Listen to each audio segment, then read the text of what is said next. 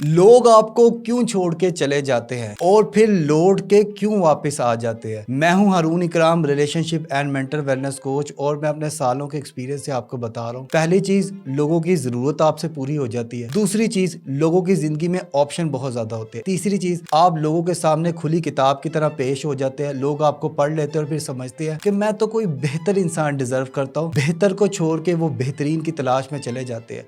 फिर होता ये कि कुछ अरसे बाद उन्हें पता लगता है कि जिस बेहतरीन की तलाश के पास वो आए हैं वो झूठा है, वो मक्कार है, वो दुनिया का सबसे बड़ा फिरौन है। फिर वो शख्स लौट के वापस आता है क्योंकि वो आपको रिप्लेस नहीं कर सका। लौट के वापस आता तो पता ही चलता है जो आप बेहतर थे, आपकी ज़िंदगी में एक बेहतरीन इंसान आ चुका है। और अब उस शख्स की ज़िंदगी में जो आपको छोड़ के गया था सिर्फ पछतावा और आंसू होते हैं। लिहाजा दोस्तों, बेहतरीन की तलाश में बेहतर को ना खोए।